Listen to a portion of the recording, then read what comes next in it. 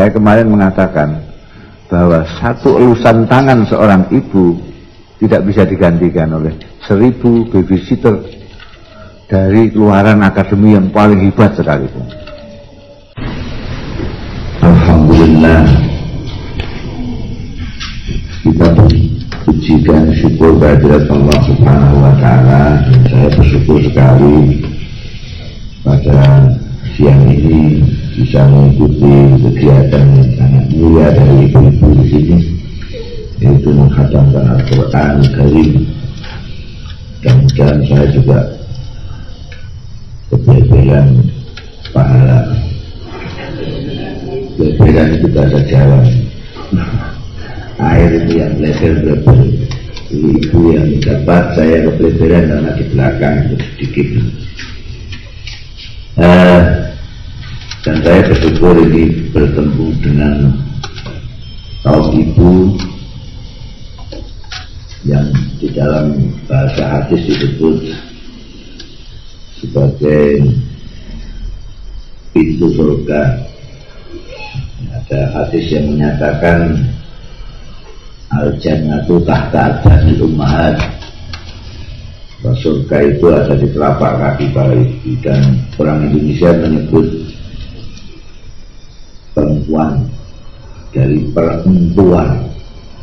Empu adalah seseorang atau satu tokoh yang sakti dan yang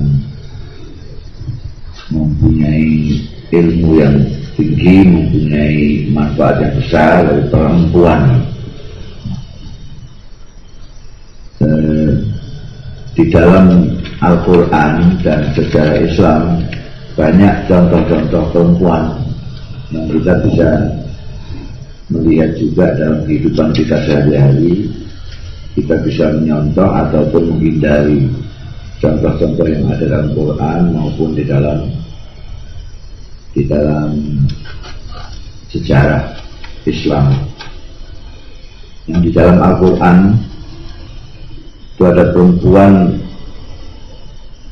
yang mempunyai pasangan, ada yang tidak mempunyai pasangan. Yang mempunyai pasangan contohnya banyak ini, karena pasangan macam-macam juga. Ada suami yang bagus, ada suami yang tidak. Sedangkan yang tidak punya pasangan disebutkan di dalam Al-Quran seperti Dewi Maryam, seorang wanita yang sendiri tapi kemudian menyintai Allah Subhanahu wa Ta'ala sedemikian rupa, menyerahkan dirinya kepada Allah Ta'ala. Ada seorang wanita yang solihah. Wanita yang solihah adalah wanita yang dipuji oleh Al-Quran, yang dicontohkan di sana. Ada beberapa wanita yang solihah, kebetulan suaminya jahat, yaitu Asia, istrinya Fir'aun.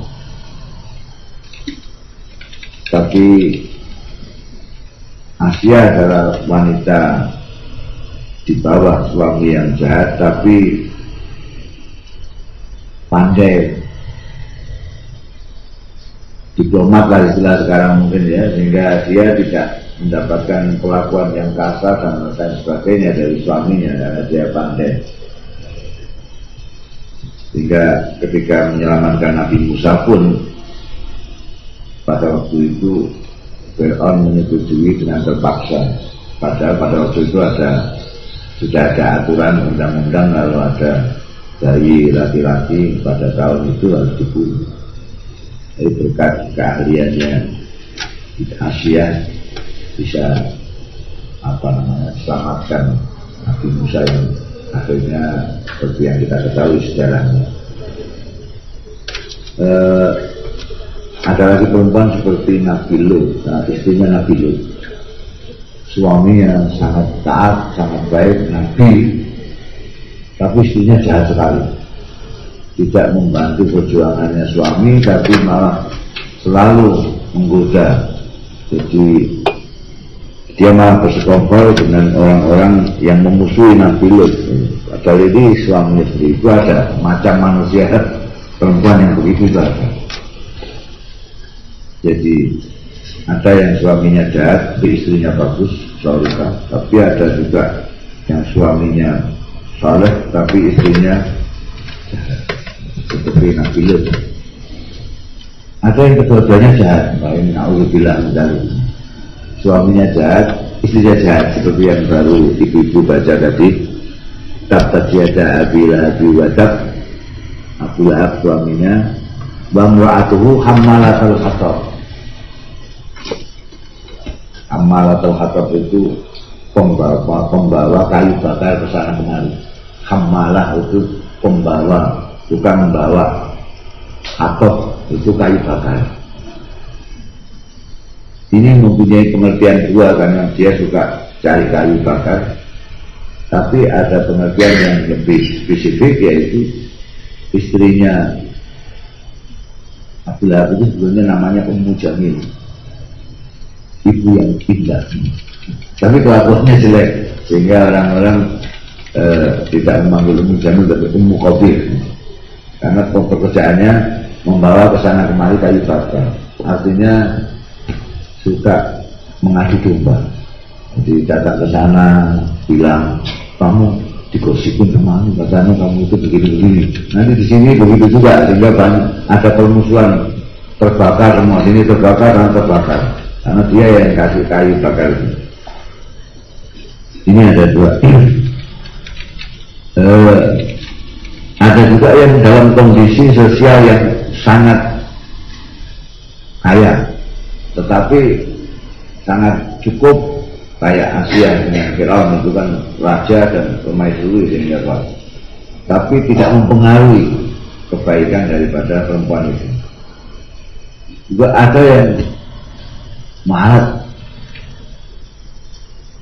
tapi juga tidak terpengaruh dengan kemaratannya, seperti Sayyidah Fatimah dengan Sayyidina Ali, keluarga yang marah tapi kuat marah gitu ya. Kita umumnya tidak kuat marah, kalau marah dia terpaksa. Nah, ada contoh lagi dari Rasul kita sendiri, Nabi Muhammad SAW, mempunyai istri yang luar biasa, yaitu Siti Khadijah. Siti Khadijah itu seorang perempuan yang tahu bagaimana mendukung perjuangan seorang suami. Ini Siti Khadijah. Jadi kalau kita tahu pada waktu Nabi mendapatkan wahyu yang pertama kali, tentu saja Anda bayangkan seorang manusia ketemu dengan makhluk yang lain unsurnya, yaitu dari malaikat. Kita lihat jin saja dan mungkin ngeri melihat malaikat. Nabi dari atas gunung Nur itu lari, padahal kayak gitu gunungnya ini. Itu dengan arif dan pandai sekali Siti Khadijah itu membuat kepanikan, ketakutan, keresahan dari Nabi Muhammad itu bisa hilang karena sikap dari Siti Khadijah. Dia hibur suaminya, dia besarkan hatinya. Sampai berkali-kali kejadian Nabi Muhammad SAW itu merasa khawatir dan lain sebagainya, Siti Khadijah lalu mendukung. Karena itu ketika Siti Khadijah wafat, Nabi Muhammad SAW terus terkenang-kenang. Sampai sudah lama wafat itu, sampai Siti Aisyah, istrinya yang kemudian itu, sering cemburu kepada yang sudah meninggal. Harus sedikit-sedikit, wah ini kalau ada Siti Khadijah, ini ada perempuan teladan yang sangat membantu kepada suaminya. Nah, juga di dalam Quran dan di dalam sejarah Islam kita melihat juga contoh-contoh ibu, perempuan yang menjadi ibu. dari itu yang membesarkan Siti Fatimah dan Siti Khadijah juga, sehingga Siti Fatimah menjadi wanita yang begitu ulet, begitu sabar, begitu tawakal dalam penderitaan yang luar biasa. Juga ada Ibu Asma, ada ibunya Siti Aisyah yang mendidik Siti Aisyah sehingga sedemikian rupa. Nah, tapi ada juga ibu yang acuh tak acuh terhadap anaknya sehingga anaknya itu tidak karu-karuan. Tapi saya ingin menceritakan saja, umumnya wanita memang diciptakan oleh Allah Ta'ala sebagai pendidik awal manusia.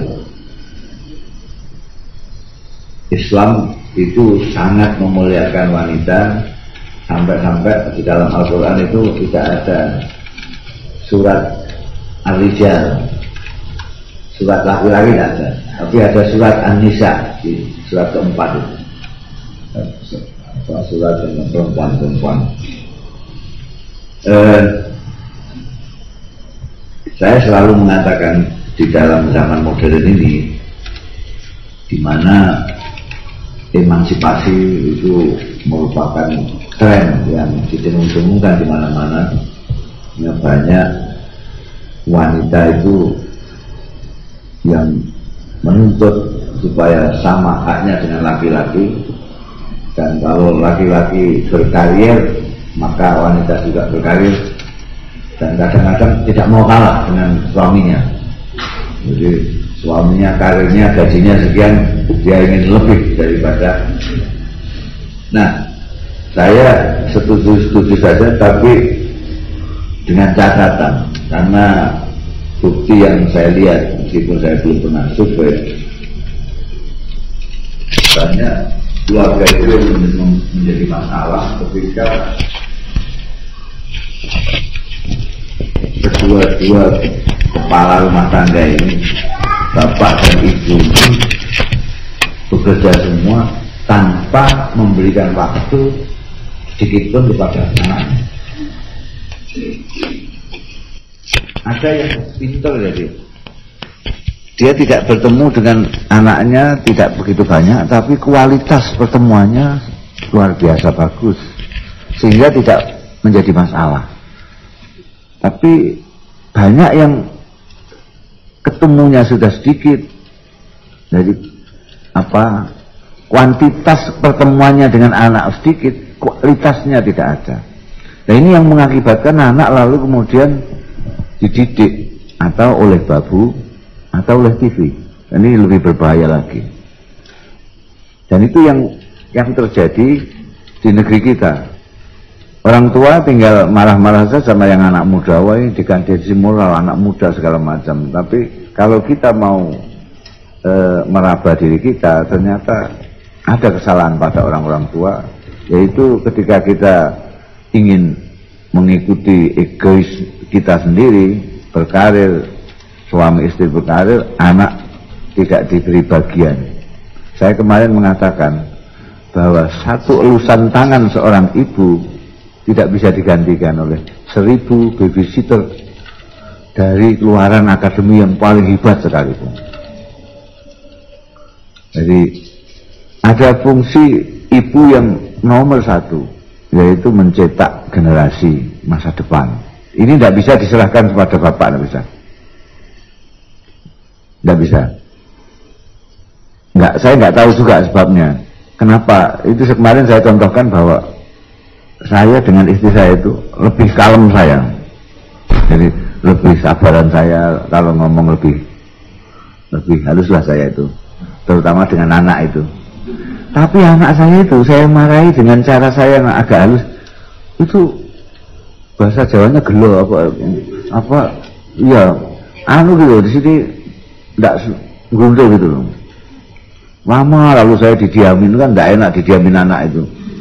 Nah, habis dimarahi didiamin, saya lama-lama terus saya titipkan aja sama ibunya. Padahal ibunya kalau marah ngumpang-ngumpang itu. Kok nggak marah saya bilang. Itu saya heran itu di situ.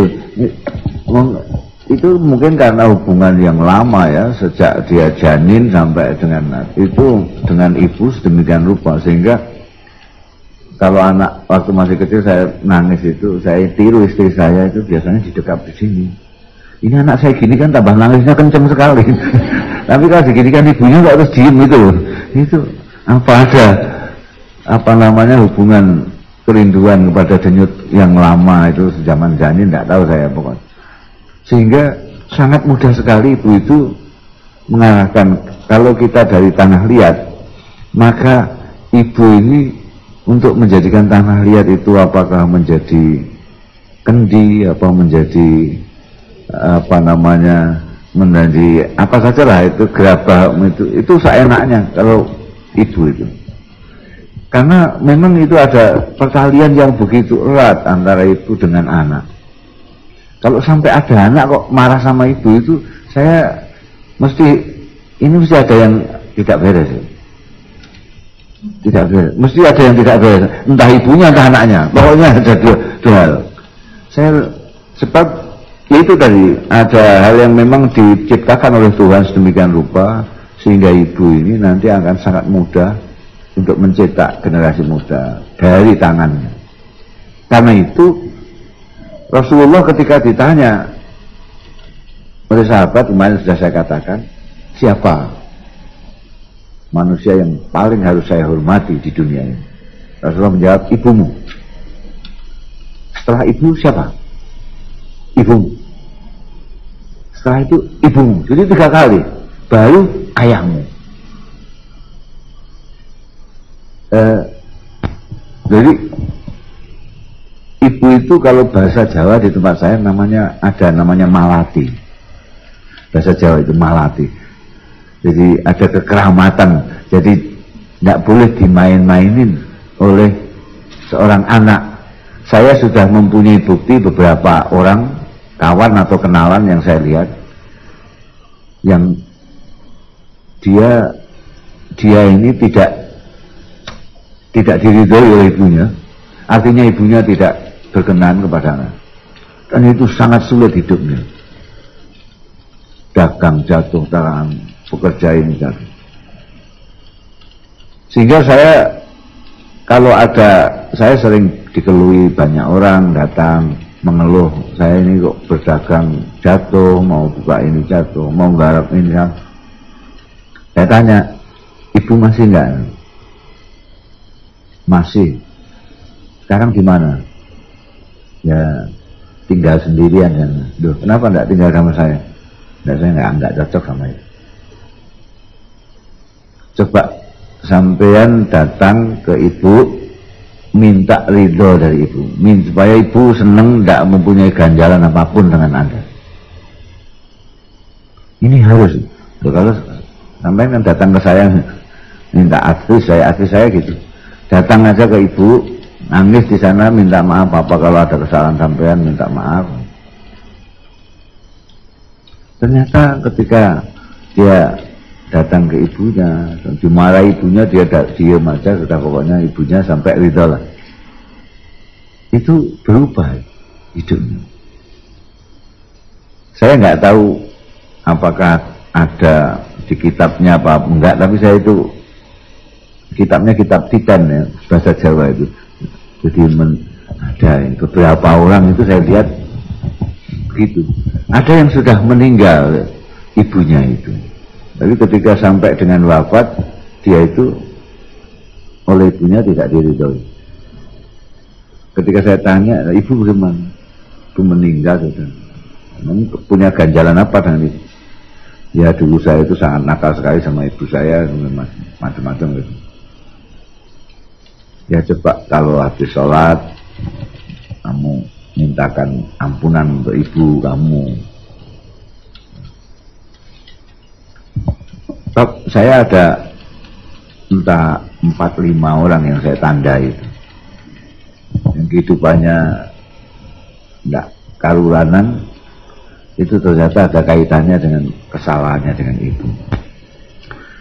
Saya teringat pada zaman Nabi Muhammad SAW. Pada zaman Nabi itu ada seorang laki-laki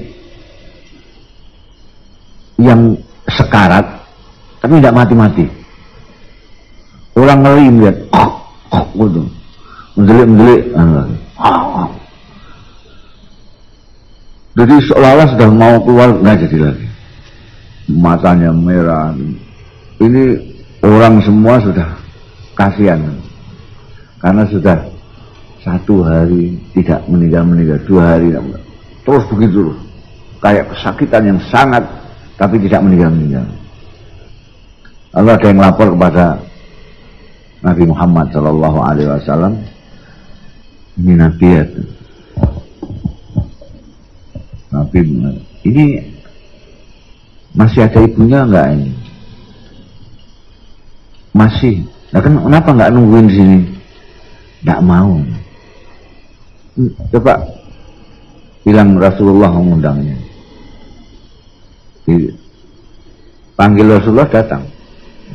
Ini anak kamu. Bukan,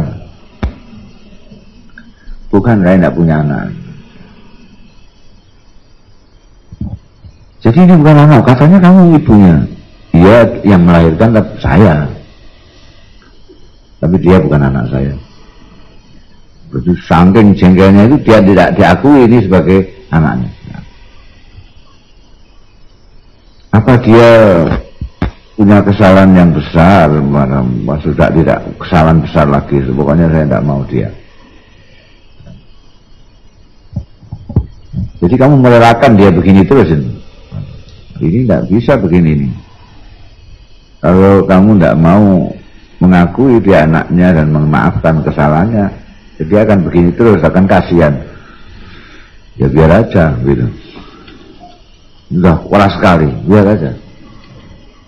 Dia juga tega terhadap saya, tega terhadap Nabi. Terus ya kumpulkan kayu-kayu, kita bakar aja lah, saya cepat mati. Itu nangis ibu itu ketika tahu anaknya mau dibakar. Itu luar biasanya seorang ibu itu, kayak apapun juga itu, dalam keadaan yang kayak begitu itu nggak tahan. Jangan Nabi, jangan dibakar, sudah saya ampuni, saya maafkan, dia anak saya. Langsung les wafat itu laki-laki. Karena itu pesan saya untuk ibu-ibu yang bagaimanapun marahnya dengan anak, tolong jangan sampai diputus atau jangan lalu saya tidak punya anak kamu dan seterusnya lah. Karena itu tadi, ibu mempunyai kesaktian yang luar biasa khususnya terhadap si anak ini. Saya kira itu yang saya sampaikan, mungkin nanti bisa dipertajam dengan pertanyaan-pertanyaan. Assalamualaikum warahmatullahi wabarakatuh.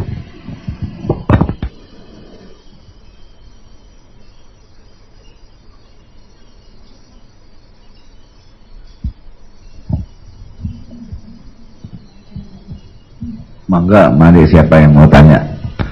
Asal saya bisa menjawab, saya jawab.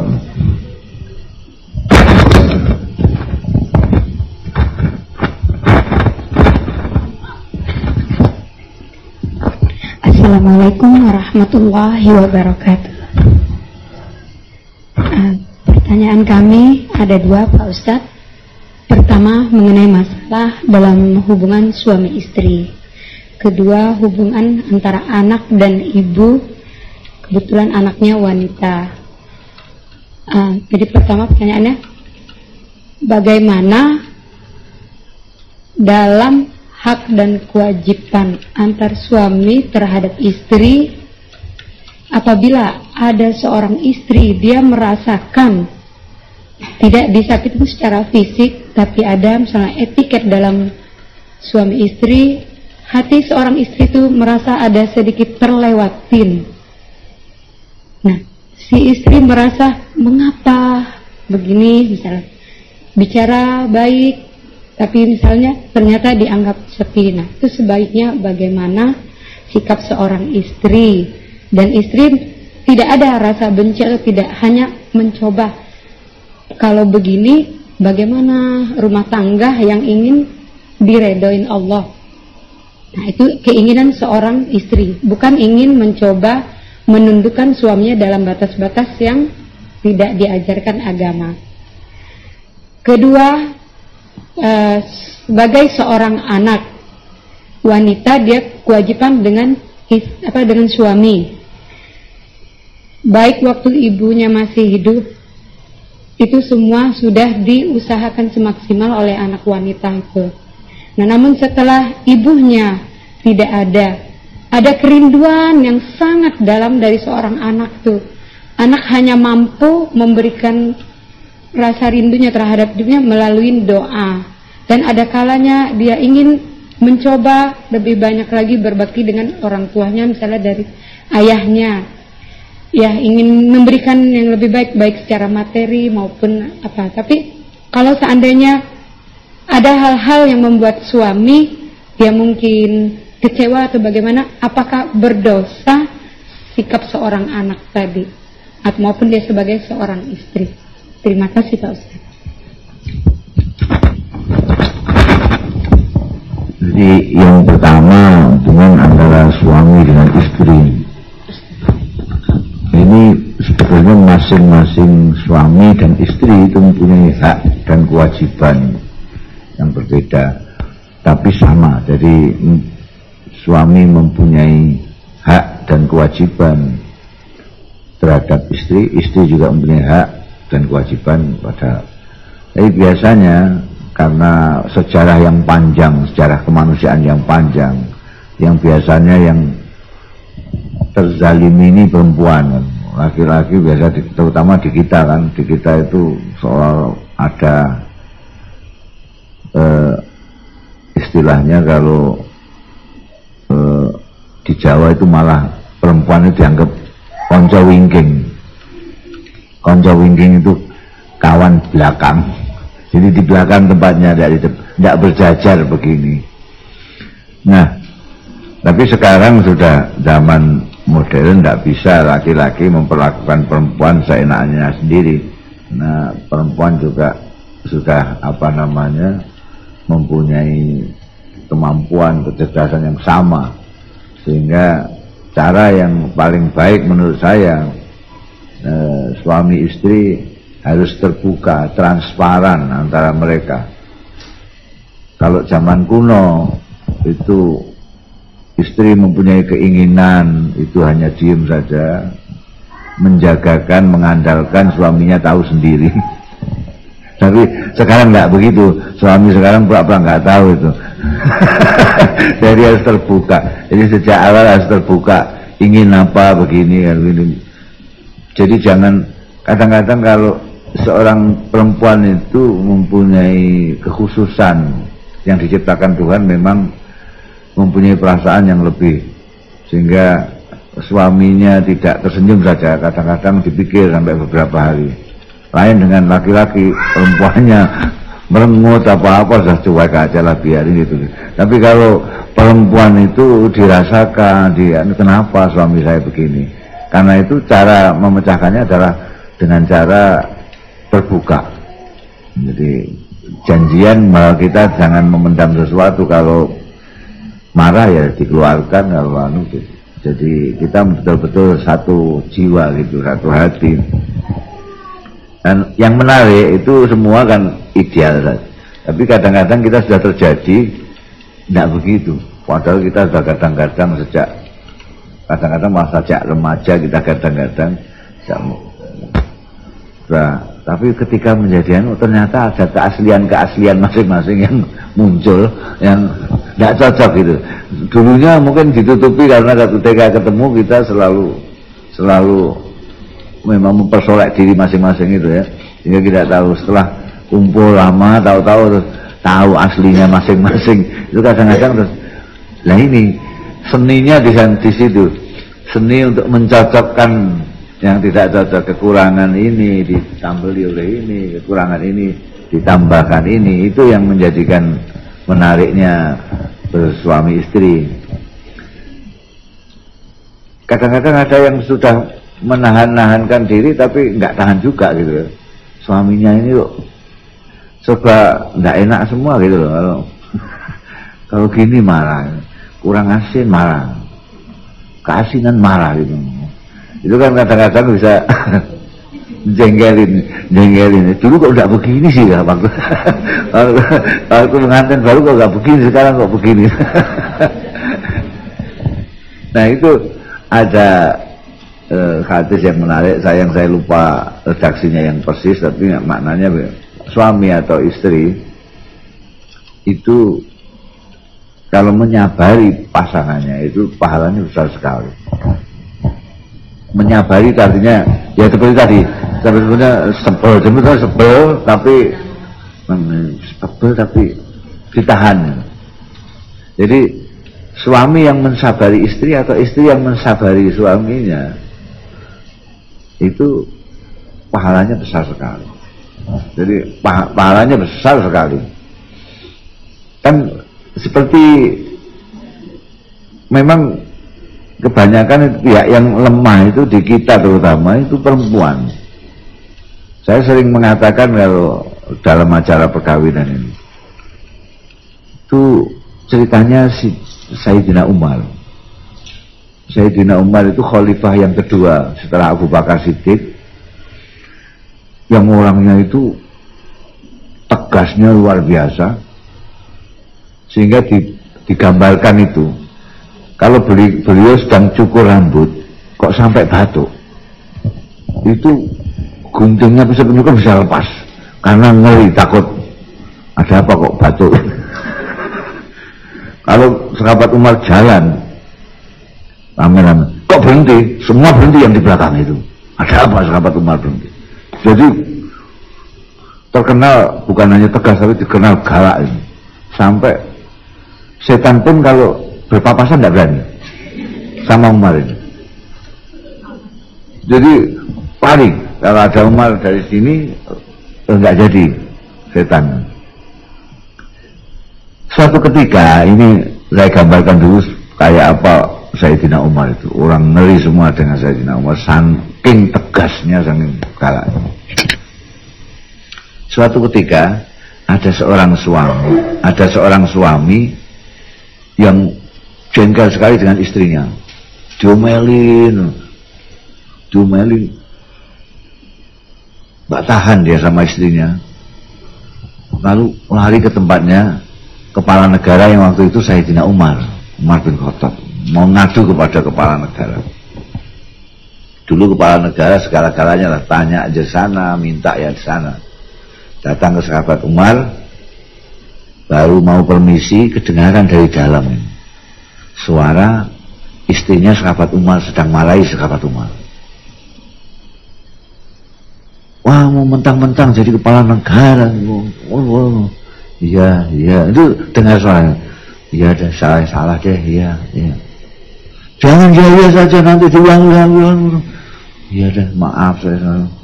Jadi yang akan wadul ini, yang akan mengadu tadi, oh ini kok saya mau mengadu ke dia, kok dia sendiri kok iya saja, dimarahi sama istrinya, percuma.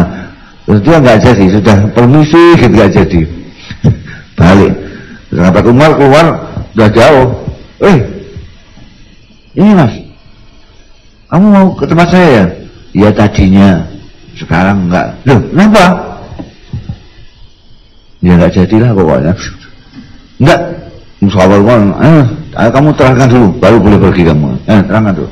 Kamu kesini mau ngapa tadi? Ini saya itu kan diomelin sama istri saya. Kalau saya ngomong sekali dia 10 kali. Saya 10 kali dia 20 kali. Jadi saya itu jengkel gitu loh, mau mengadukan kepada padukan Amirul Mukminin, tapi kok sampean sendiri kok dimarahi, kok diem aja, malah ya tok. Saya jadi nggak jadi. Oh itu gini saya beritahu ya, ini ya, ini sama-sama suami ya, saya beritahu kamu. Coba kamu pikir, kita punya anak, kamu punya anak nggak? Punya. Itu anaknya siapa? Anaknya siapa? Anak kamu dengan anak istri kamu, ya kak? Anak kita dengan istri kita. Lalu kamu nyumbang apa? Kamu nyumbang enak kan? Dia nyumbang gak enak. Kamu udah tahu rasanya orang melahirkan anak? Belum tahu. Merasakan orang bawa anak di sini terus kemana-mana itu aja belum pernah kamu, ya kan? Kita belum tahu. Apalagi merasakan bagaimana sakitnya melahirkan anak. Nanti kalau sudah lahir, istri kita belum ngapa-ngapain, kita sudah teriak-teriak, saya punya anak, laki-laki, tinggal ngaku aja. Jadi nanti menggendongnya juga kalau sudah bersih, jadi bersihin sama istri kita, baru mana-mana anakku digendong. Tapi nanti kalau pipis sedikit, ini anakmu, gitu. Gitu. Pakaian-pakaian kita itu siapa yang kewajiban mencuci? Kan kita sendiri yang kita yang punya pakaian, sarung kita, celana kita. Tapi istri kita sukarela mencucikan. Kalau kita mau menanak, itu yang mau makan siapa? Kan kita. Mesti yang nanak harusnya kita. Kita ditanakkan sama istri kita. Sampai pikir itu. Jadi kita itu sudah berutang budi sangat banyak sekali sama istri, sehingga kalau dimarahi ya dimanja, itu udah pantas, itu masih mendingan loh. Satu kata di bawah 10, mestinya 100 enggak, masih baik itu dibanding. Coba Nabi Muhammad SAW, beliau itu menambal bajunya sendiri, menambal terumpahnya dijahit sendiri oleh beliau, karena beliau tidak mau menyusahkan istrinya. Kita ini sudah tenang-tenang saja, semuanya istri, nanak istri, nyuci istri, semuanya istri, gendong anak istri, melek malam untuk anak kita itu ngapain? Kadang-kadang itu kita keterlaluan. Ini saya tambahkan sendiri, bukan Sayyidina Umar ini. Kadang-kadang memang keterlaluan laki-laki di kita kan itu.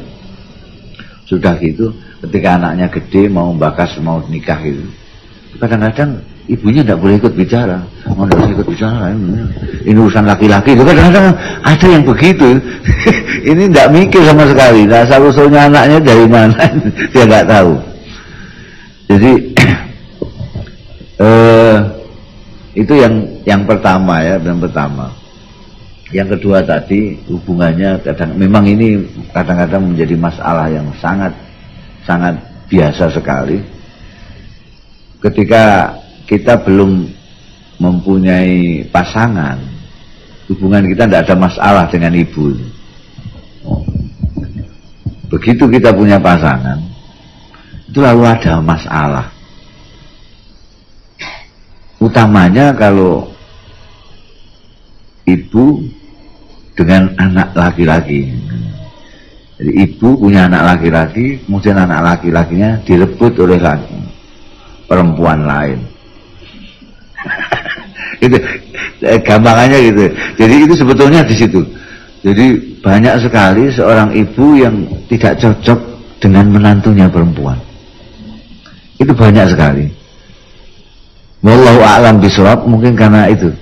Selama ini anak laki-lakiku, pujaanku, tiba-tiba diambil begitu saja oleh perempuan lain.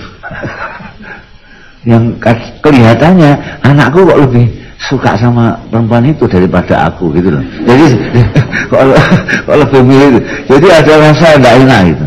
Sampai di Mesir itu ada doa yang disukai sama laki-laki. Doa itu padahal bukan doa, itu laknat ya. Jadi ada, kalau dia senang, kalau dia mengatakan Allah yumawit hamatak, mudah-mudahan Tuhan membunuh mertua wanitamu. Itu sangat senang, sebab itu selalu berkelahi gitu ya, dengan menantunya. Nah ini kadang-kadang menjadi masalah. Karena itu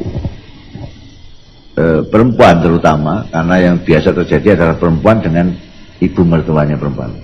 Perempuan ini harus yang arif, juga sang suami.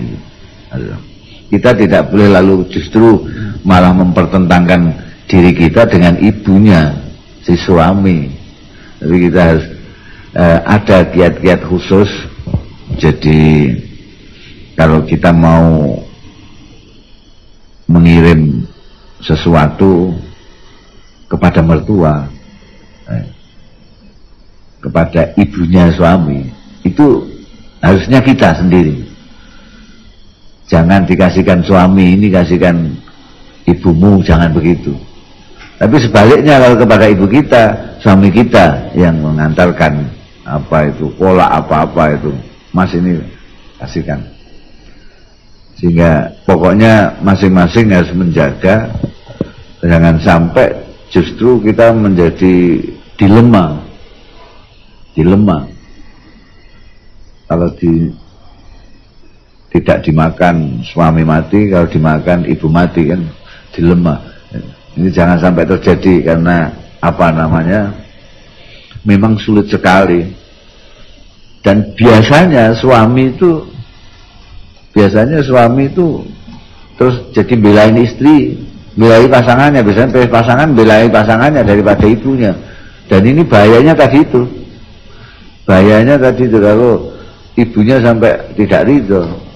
Ada hadis yang mengatakan ridallah fi ridal walidain. Ridhonya Allah itu tergantung pada ridhonya ibu dan bapak.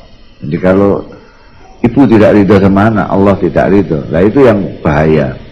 Karena itu kita harus selalu menjaga hubungan, nah itu dengan, dan kita harus ngalah.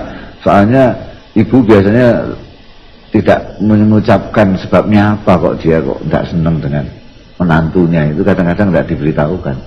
Pokoknya nggak senang aja. Tapi kalau digelindoti terus saja, kita apa digelindoti? Jadi kita deketin terus aja lah, kita deketin aja itu ya nggak ada hujan nggak ada angin, dipijetin kakinya kayak apalah pokoknya begitu. Itu nanti akan luluh juga, karena ibu itu ya itu tadi perasaan yang besar. Dia sangat mudah apa namanya merasa iba, mudah merasa tidak tega, mudah memaafkan. Seperti contoh yang saya katakan tadi, anak yang sudah begitu dibenci sampai tidak diakui, ketika akan dibakar pun ibu tidak tahan. Saya kira itu. Terima kasih.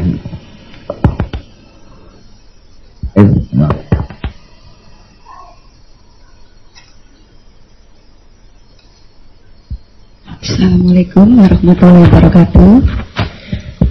Menarik sekali ya tadi materi yang dibawakan oleh Gusmus, yaitu mengenai kuasa Allah dalam menciptakan manusia, di mana manusia diciptakan berpasang-pasangan, dan Gusmus juga menggambarkan berbagai karakter pasangan baik suami maupun istri. Pertanyaan pertama saya, bisa nggak Gusmus memberikan sedikit gambaran atau cerita untuk kami, adakah di antara 9 istri Nabi kita itu yang memiliki sifat yang menjengkelkan Nabi gitu? Terus bagaimana Nabi itu menghadapinya? Itu yang pertama. Soalnya kadang-kadang kita pengen tahu kehidupan pribadi Nabi kita, tapi kita tidak tahu. Yang kedua, tadi ibu-ibu membaca berbagai macam surat di Al-Quran, antaranya surat At-Tariq, yang artinya yang datang malam hari. Saya tidak mengerti pada ayat 5, 6, 7 yang di situ dikatakan kuasa Allah dalam menciptakan manusia. Hendaklah manusia itu memperhatikan dari apakah dia diciptakan. Kemudian ayat tersebut intinya adalah bahwa manusia itu diciptakan dari air yang terpancar yang keluar di antara tulang sulbi dan tulang dada. Saya tidak mengerti karena sebelumnya dikatakan bahwa manusia itu diciptakan dari air mani. Apakah kata-kata yang terakhir pada ayat 7 tadi, tulang sulbi dan tulang dada itu apakah ada hubungannya dengan penciptaan wanita, katanya dari tulang rusuk Adam? Bagaimana itu Ustaz penjelasannya? Mohon guys, Mas. Wassalamualaikum warahmatullahi wabarakatuh. Ya, yang apa namanya, yang pertama adalah soal istri-istri Rasul. Rasulullah ketika mempunyai istri Siti Khadijah itu tidak mempunyai istri lain. hanya Siti Khadijah saja. Dan ke-9 istri yang kemudian itu semuanya tidak, perkawinan Nabi tidak seperti manusia biasa, dalam tidak wajar, ada alasan-alasan tertentu, kecuali mungkin Siti Aisyah ya, yang memang konon dijodohkan oleh Nabi, oleh malaikat Jibril dan bawa foto. Nah yang lain itu ada yang misalnya Siti Saudah itu suaminya seorang satu-satunya pembelanya di dalam klan. Di Arab itu klan sangat kuat, kabilah itu. Di kabilah itu satu-satunya yang membela Saudah ini, membela perempuan ini adalah suaminya. Suaminya berjuang dengan Rasulullah sehingga wafat gugur di dalam perjuangan. Lalu sendirian ini perempuan, dia sudah tua, jadi sudah sangat tua. Tidak ada yang ngurus sama sekali, karena semuanya masih kufar. Nah ini diambil istri Rasulullah supaya ada yang melindungi perempuan ini. Itu semuanya ada ceritanya begitu, 9 sebenarnya. Jadi kalau ada yang menjengkelkan, itu Kanjeng Nabi tidak pernah jengkel sama orang itu. Jadi repot ya. Mungkin kalau laki-laki lain mungkin jengkel, ini kan Nabi tidak pernah jengkel. Tapi Siti yang masih muda itu yaitu Siti Aisyah. Siti Aisyah itu cerdas, pintar, pandai, dan sering bikin gara-gara dengan istri yang lain gitu. Tapi Kanjeng Nabi cuma ketawa aja gitu loh. Jadi dia suka main. Itu ada satu yang namanya Zainab, itu saingannya gitu ya, saingannya kan. Nah, kalau ya saingan tidak saingan, kalau dengan madu kan mesti ya dianggap saingan lah. Tua nggak tua, pokoknya kalau kesana kelamaan kan mesti ya. Saya bisa membaca perasaannya ya. Jadi terlalu lama di sana, itu Siti Aisyah terus beritahu madunya, tapi yang paling cocok sama dia gitu ya. Ada namanya Siti Hafsah, itu putranya Sayyidina Umar. Nanti kalau Nabi ketemu sampean bilang, sampean gini ya, nggak tahu habis dimasakkan apa sama Zainab itu, pokoknya gini aja. Jadi nanti kalau ketemu saya juga begini. Saya begini, jadi habis dari yang satu ini Siti Zainab itu ada pesta apalah di Zainab itu, bikinkan apa gitu. Nah itu Siti Aisyah tahu itu, ini harus dibilang suku ini. Jadi ketika Nabi ke Hafsah belum terus tanya, kenapa? Enggak, Nabi enggak apa-apa. Tapi Nabi tadi habis makan apa sih gitu. Siti Aisyah juga begitu. Ya sudah, nanti saya akan makan itu lagi di tempat saya tahu itu. Tapi nggak jengkel, ya. Tahu lah itu intrik-intriknya istri itu ada madunya. Tapi tidak pernah jengkel. Ya.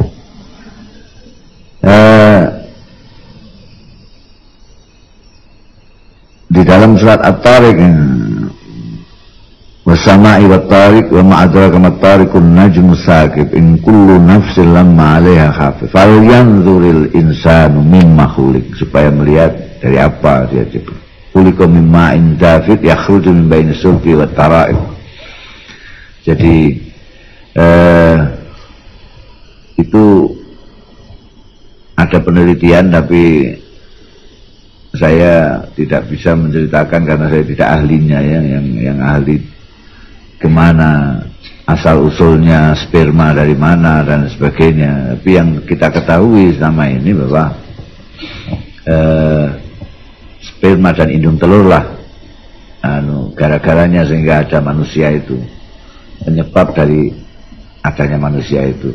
sperma laki-laki dan indung telur dari wanita itu. Ya, maksud dari tujuan ini supaya kita tidak merasa sombong gitu sebetulnya. Jadi tidak ada kaitannya dengan apakah penciptaan manusia ini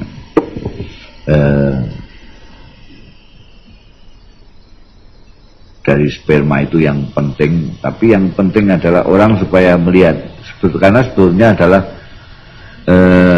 inkulul lamma 'alaiha hafil falyanzuril insanu mimma khuliq.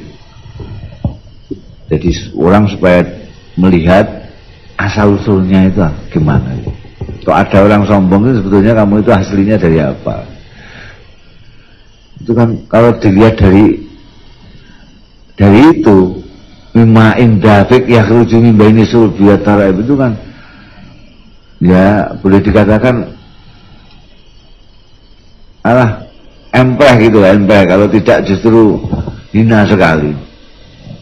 Kita dikasih aja nggak mau, kan kita nggak mau dikasih itu ma'in dafik itu, suruh beli aja nggak mau. Tapi ketika menjadi bayi itu kita ciumi Masya Allah, menyenangkan sekali. Itu yang kemudian membuat kita lupa. Nah, kemudian apakah laki-laki itu diciptakan kemudian perempuan dari iganya?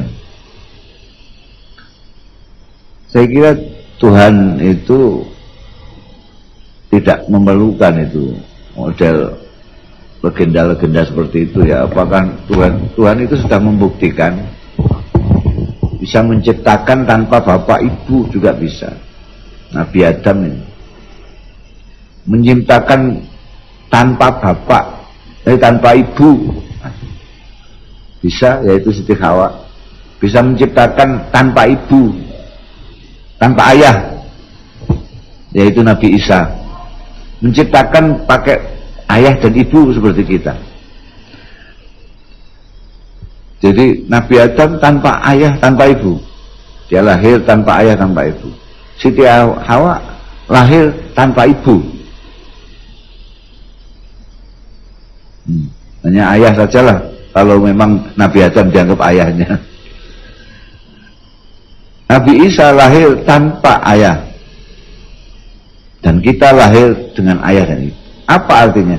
Artinya itu persoalan sebab saja. Tuhan itu bisa menciptakan tanpa pakai sebab sebetulnya. Bisa begini, bisa begitu. Itu menunjukkan kekuasaan Allah Ta'ala. Cuma ini legenda yang dipercayai itu tentang iga itu kan lebih kepada supremasi laki-laki itu. Kamu itu bagian dari siniku. Ya, jangan main-main sama aku, kadang-kadang dibuat begitu tuh. Jangan, kamu hanya dari igaku ini kan. Ya, tapi yang sebenarnya adalah Tuhan bisa menciptakan dari apa saja dan tanpa dari apapun, fayakun sudah bisa.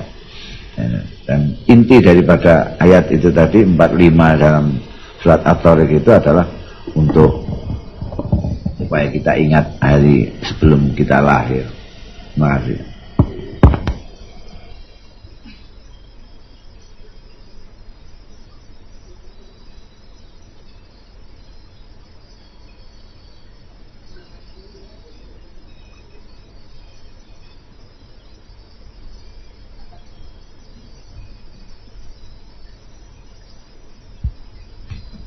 Terima kasih. Assalamualaikum warahmatullahi wabarakatuh.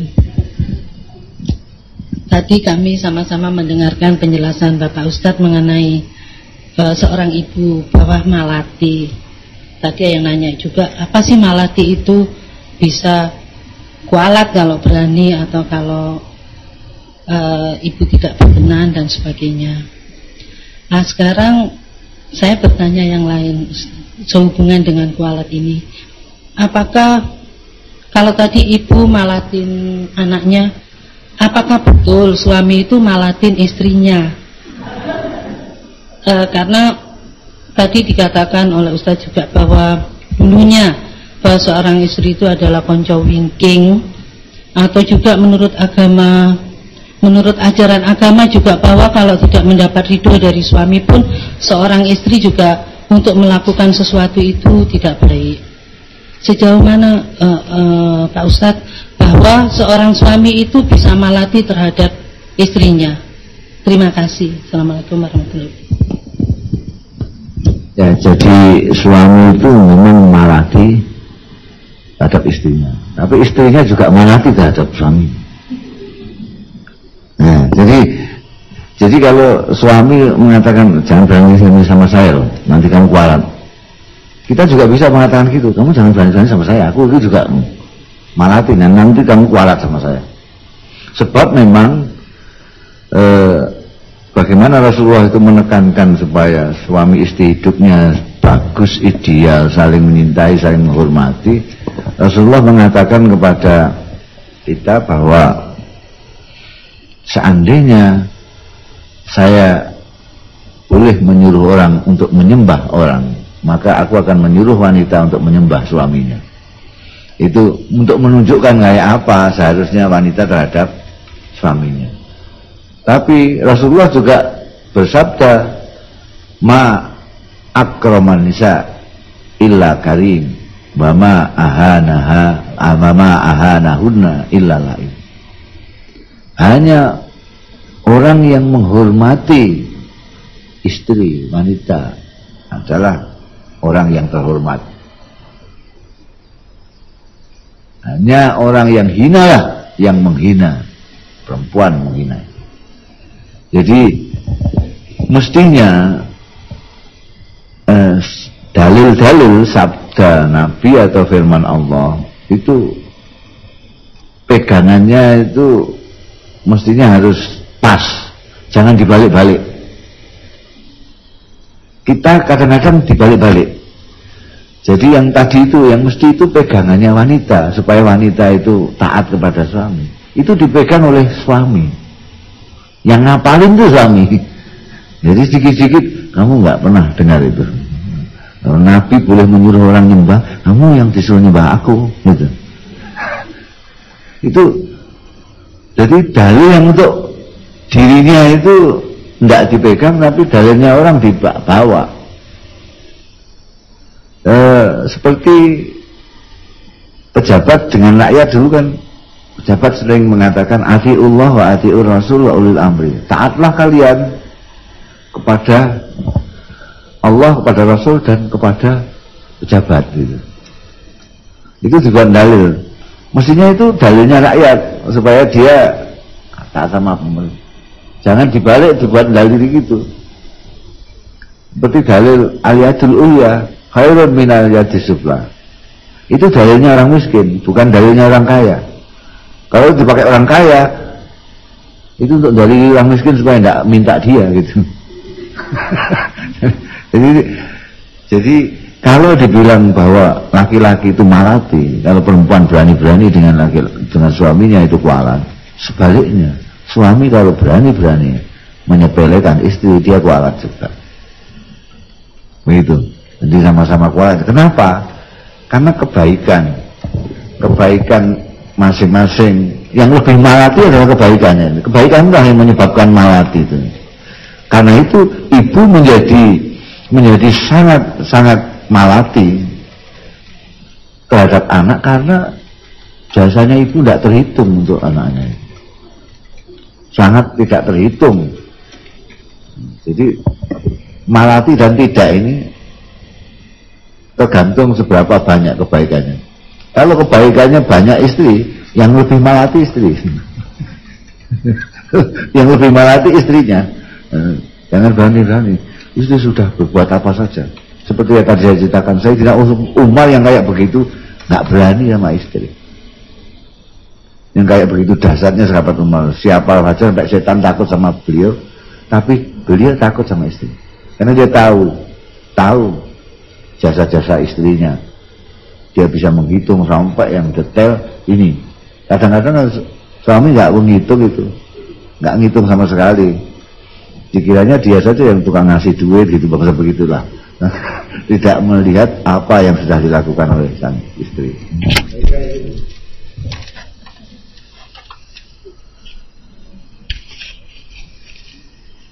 Assalamualaikum warahmatullahi wabarakatuh.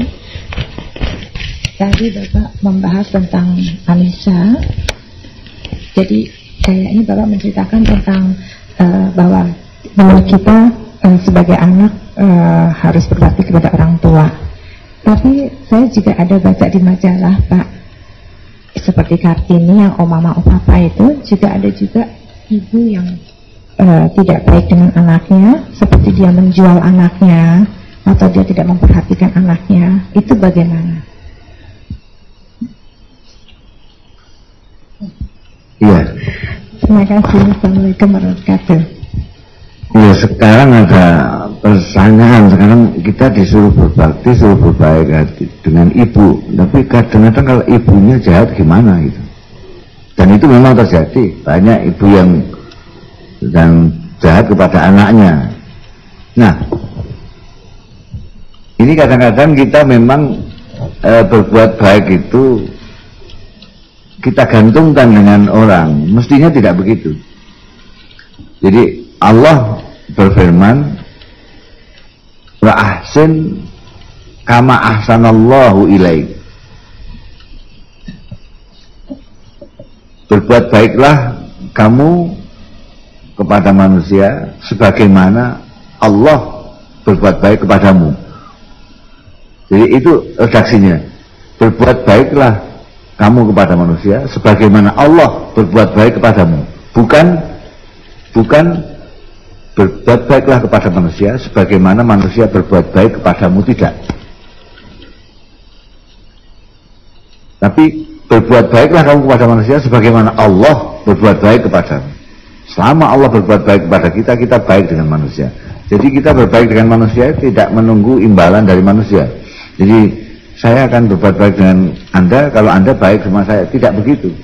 Dalam ajaran Al-Quran, kita berbuat baik karena Allah berbuat baik kepadaku, maka aku akan berbuat baik kepada siapa saja. Sedangkan sana saya baiki kok tetap tidak ngerti, ya biar aja. Ini sama dengan kita itu diwajibkan untuk menghormati orang tua. Itu sih. Kayak apapun orang tua itu. Jadi tidak peduli orang tua itu jahat, tidak jahat, kita harus tetap menghormati. Nah, menunjukkan bahwa kita tahu jasanya orang tua. Sedangkan jeleknya orang tua itu, kalau dia jelek, itu tanggungan dia sendiri. Ada yang sangat ekstrim, contoh pada waktu Rasulullah. Ada seorang namanya Abdullah bin Ubay bin Salul. Itu seorang rajanya munafik, yang paling biasa ngaco, ada pertikaian di masyarakat itu gara-gara dia yang bikin onar itu. Orang munafik namanya Abdullah bin Ubay bin Salul. Dia punya anak, namanya juga Abdullah juga. Ini seorang Islam yang taat sekali. Dan dia dengar pembicaraan dari kawan-kawannya ini, membicarakan ayahnya yang raja munafik itu. Wah, semua getem-getem ingin membunuh saja. Dia bikin kacau, kalau ada kekacauan mesti sumbernya dari dia. Lalu dia terus matur kepada Rasulullah, ya Rasulullah, biar ayah saya yang bunuh aja. Loh, kenapa? Sebab kalau nanti kawan-kawan yang lain yang bunuh, saya ada rasa dendam dengan kawan saya itu. Bagaimanapun juga dia kan ayah saya, kalau yang membunuh saya sendiri nggak ada yang dendam. Kalau memang diizinkan, saya akan bunuh dia. Karena dia memang pembawa malapetaka. Kata Rasulullah, jangan, kamu harus tetap baik dengan dia. Jadi kita tetap baik, tapi kita tidak boleh taat ketika dia mengajak sesuatu yang bertentangan dengan Allah, itu saja. Jadi misalnya kalau seorang ibu menyuruh kita, ayo dipel, ya kita pel, taat. Ayo dipel, ayo nyapu. Ayo ini dilipat. Ayo kamu nyebur sumur, enggak mau, enggak. Lu kamu enggak taat, saya taat. Ayo nyebur, enggak. Jadi hal-hal yang bertentangan itu tidak kita taati, itu aja. Kita baik. Nah, ada baik lain yang kadang-kadang tidak terlintas dalam pikiran kita. Jadi kalau seorang ibu, misalnya seorang orang tua, ibu atau ayah kadang-kadang kelihatan jahat, kita bisa mendoakannya sebetulnya, tapi jarang terlintas dalam pikiran. Yang terlintas hanya kita tinggalkan apa tidak, gitu aja. Apa kita sabari, apa kita tinggal pergi aja, orang tua yang kayak gini rewelnya misalnya gitu. Tapi tidak terlintas, kita doakan, ya Allah, ini ibu saya ingin berbakti kepadanya, tapi kalau dia jahat terus ini jadi saya sulit. Ngomong aja sama Tuhan begitu, ini ibu saya, ini saya ingin berbakti kepadanya, tapi kalau dia tetap jahat begitu jadi sulit saya untuk berbakti kepada beliau. Tolong Tuhan, jadikanlah dia orang yang baik. Itu bisa kita lakukan, tapi prinsipnya kita tetap baik kepada orang tua kita, karena perintahnya memang begitu, dan asalkan kita tidak akan menuruti dia kalau dia menginginkan kita berbuat yang tidak baik juga gitu. Enggak. Jadi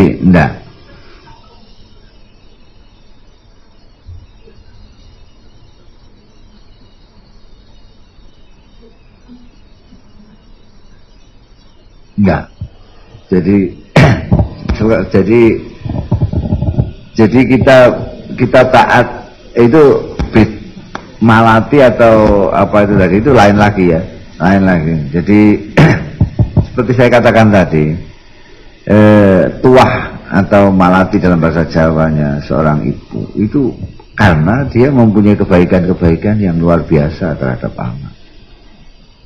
Jadi ada kaitannya. Jadi seorang suami pun juga bisa malati kepada istri karena kebaikan-kebaikan suami yang terbanyak.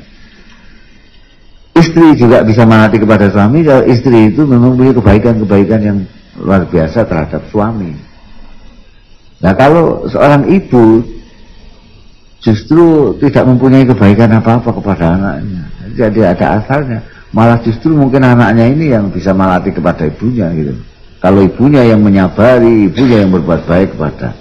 Jadi sekali lagi bahwa malati dan tuah dari seseorang itu berdasarkan kebaikan-kebaikannya, bukan statusnya. Saya kira itu. Masih ada lagi? Ada yang mau bertanya lagi, Bu? Mohon maaf, mungkin rasa waktu sudah menunjukkan pukul 12:30. Terima kasih Bapak Kiai Gusmus pada acara ceramah bagi ibu-ibu pada pagi hari ini. Kami mengucapkan terima kasih sekali lagi. Semoga apa yang dapat kita dapatkan pagi hari dan siang ini semua dapat bermanfaat dan penuh ridho dan dari Allah Subhanahu wa Ta'ala.